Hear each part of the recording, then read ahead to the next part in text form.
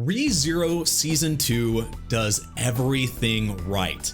When I watched the first season, I was impressed. It was one of my favorite shows at the time. It made me feel like the main character, you never knew what he was gonna do. It's a kind of a new plot device where you don't know when he's gonna die, you don't know how he's gonna die, but you know he's gonna die. Subaru gets stuck and he has a scenario where he doesn't know how to get out of it. He's always been able to find a way of getting out of a scenario, being able to find a way to move on and to save everyone. And he finally runs into a spot where it's just not there. Every time he thinks he's going to be able to continue to the next path and just continue his life, it just falls on his face and something else gets revealed. When did he get cut? You don't get cut from falling. We've been waiting for a fucking death all season, but no, it's the big boobed girl from the beginning of the show. The reveals in this show, in the season in general, has been more than I would expect. Just because even though there was a lot of reveals in season 1 and we were always learning things, they just turned that upside down in this season. The twists just keep coming. Every single episode, I was just puzzled, confused, like I had a headache, but then I just wanted more. I craved each episode. Even though season 1 made me feel kind of like that, not to the extent season 2 did. Season 2 just drove me to the end. It made me question everything. What Subaru thought, what the people around him thought, what the actual plot of the entire show was. It made me question each character's reasoning, the reasons for what they were doing, just their morals. This is bad. What can you do with a bunch of pink lollies and a freaking pissed off beast furry? The other characters get expanded on to a point where you just root for them. Subaru obviously, but characters that really didn't get that much character development and screen time in season 1. Ram being that particular one, which makes it so it's hard for her to feel. Oh.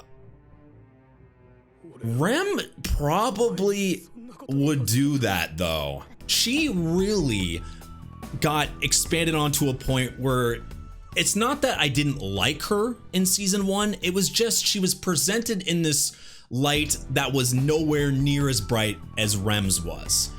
So when you see her in the season helping Subaru, doing these like actually being around and being part of the arc, it's very, very nice to see. It made me change my opinion of her character. This season has a lot less characters than it did from last season, by far. When it comes to new characters coming in, yes, they go to a new area, but they really only have a few that are outside of the witches. In the actual place, there's only a few that are really focused on. But the ones that are focused on, you slowly start to learn why they're doing the things they do. And I love how they expanded on those characters. And that leads me to talking about Beatrice.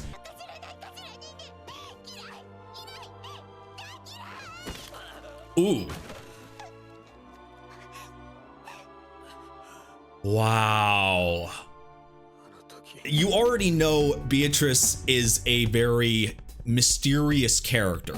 From season 1, you didn't understand why she helped, but she would help, and sometimes she wouldn't do something, but it all had to do with what was going on with her, what she was waiting for. And I love how it was shown. That's not the help he wants to give, though. Whoa.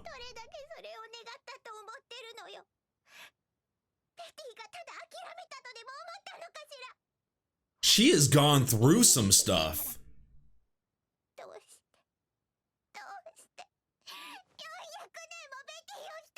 The scenes in this season were just emotional. When they showed a moment and they showed something that Subaru would have never thought of, it just landed. The scenes landed this season, and I couldn't look away. It made me want to talk about it for hours afterwards. I just got absorbed by the emotional moments in this season. The big character from this season, and if we were gonna say who is the antagonist of this season, who is the bad guy, I would say the closest thing we have to that is Echidna. Echidna is such a high focus in this show. Her character is very well written because you can take her both ways. You can take her as someone that's just more mysterious, mysterious and mischievous, but you think she might be there for Subaru. But then you can also take her as a villain. Slowly and surely that's kind of expanded on. But in the beginning, I would think some people might not have thought of her as bad, because Subaru does these trials that Echidna has absolute control over, and is like, really, this entire season she's part of this entire spot. Why they're there, every character that's introduced in season 2 is because of her. She has some type of connection to the characters that are presented or expanded on this season.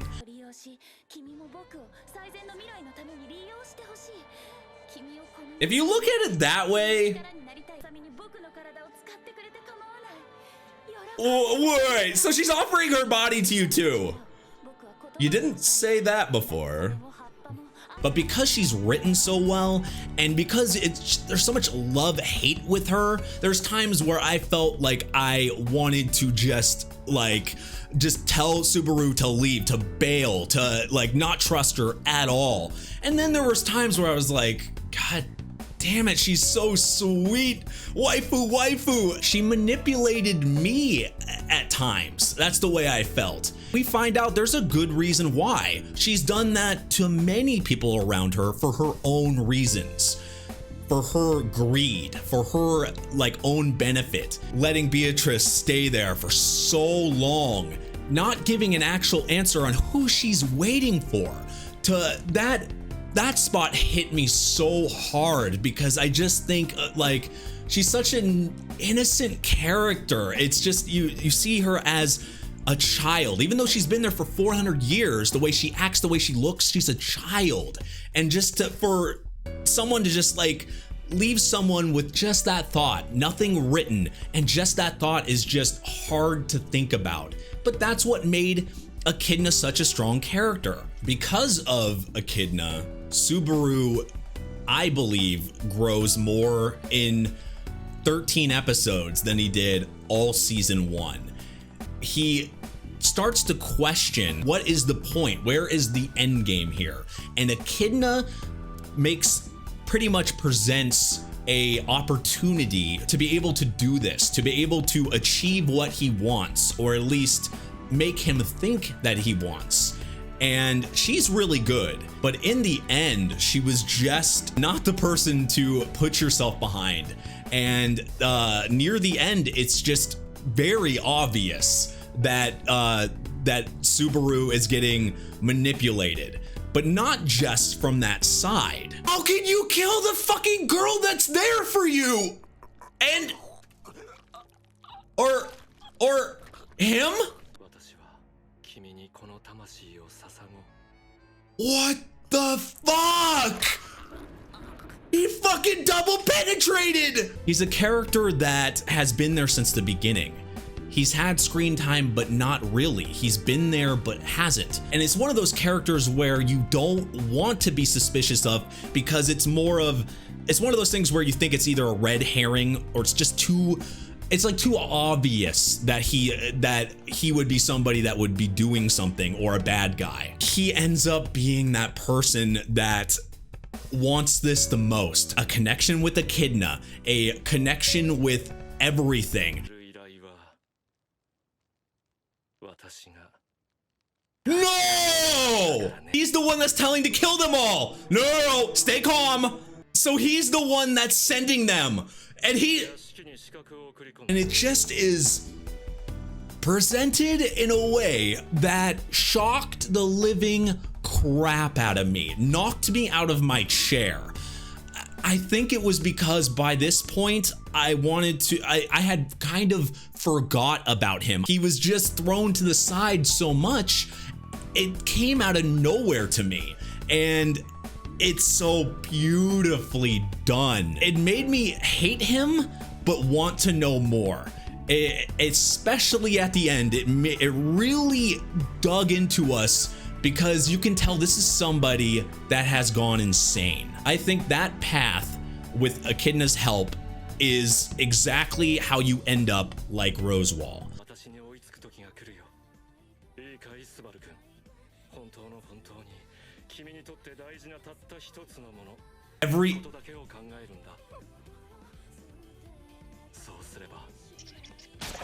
Oh, by doing that what?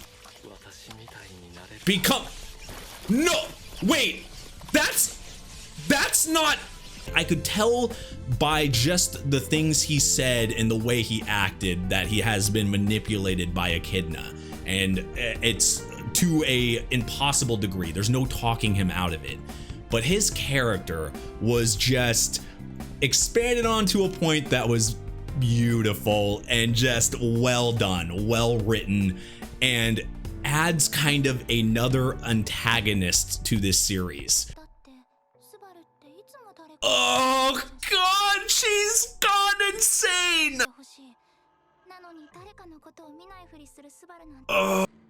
What the? He gets his first kiss when... Another thing they like doing was, and it's just a staple of ReZero, is deaths. Deaths. We know they love to present in a different way how Subaru dies over and over again, and they get creative with it. Like season 1, there was many creative ways, but I think out of all the ways I've seen Subaru die, there's not any worse than the bunny death. Never trust anything with a horn, especially if it's not supposed to have one. Why would you put your, oh god, I knew it. Oh god, you never trust the fucking red-eyed bunnies. Is this the worst death? What the fuck? The death came out of nowhere for one, but also it was just so ominous and disgusting, and I think it was just the most creative way of doing it that made me think, yeah, this is the worst. Though Subaru did not die as much as he did in season 1, his deaths are more impactful in this season, because you can tell and you see him on screen just start to break over and over again. Somebody that we learn so much more about, and I am so surprised that by the end I was liking her character, was Satella. She makes an appearance in the most scary way. It's one of those ways that you don't expect, and you're scared out of your mind when it's happening, but then when you think about it later, you're like, that was just done so well. God, wow. That's all you have to say? Love trap of goddamn insanity. This is Yandere love. You don't get loved like this. But when something happens to Subaru that Satella doesn't like, that's when she appears. When something happens, and we see it a couple times this season, where she appears and everything's going to shit, she goes there, and she's presented at first as just a yandere, scary, just like the villain. I remember when she was presented, it's just love, love, love, love, love. It's you can't really take it seriously the way they show it, because it's just so scary. You see it from Subaru's side. You see how scared he is, and how like she's just in your face so much. You can't take her seriously, and it's a mistake.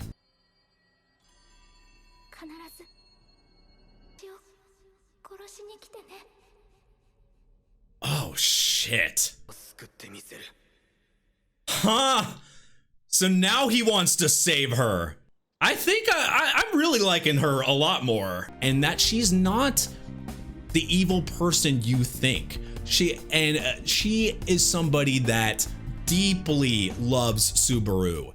It's not said why, but she loves him to a degree I don't think any character matches on this show. And that's saying something, because this show has a harem's worth of girls that have feelings for, and a couple boys that have feelings for, or just like Subaru. It's really one of those loves you just don't see very often. And you don't really take it seriously until it's broken down for him. It's just plain as day that she's not there she wants the best for him, truly and surely. And it made me like Satella more than I ever thought I would.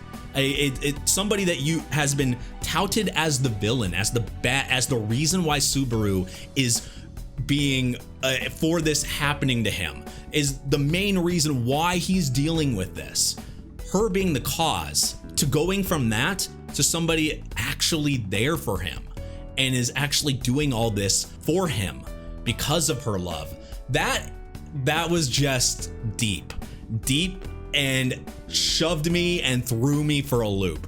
This is why you listen to Echidna. Oh, Jesus. The fuck?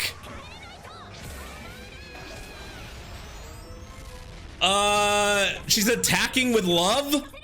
She is scary. No wonder she had to be in restraints. She definitely would have ate his face. The other witches are in the same area that Echidna is, and they all have their own personalities, but they all are not truly 100% evil. You can't even really say Echidna is 100% evil. Yes, she's greedy, and yes, she wants what she wants for herself. They are there for Subaru. While he's breaking, they are bringing him up. When I saw that initially, I thought they were when Subaru was breaking there, I thought it was a death. I thought it was going to be like the ultimate death, because I didn't think they were all going to be in his corner, and they were. I think the biggest thing I learned this season, and I think the biggest shock for me, was one of the last things that was presented in this season, with Roswaal saying that he is the one behind the people going to the mansion. What did Echidna do to him? He doesn't hate you. I can tell that's not it. Yeah, he sees you as a path. He hired Elsa. So does that mean that Elsa was hired by him in the very beginning? I think yes.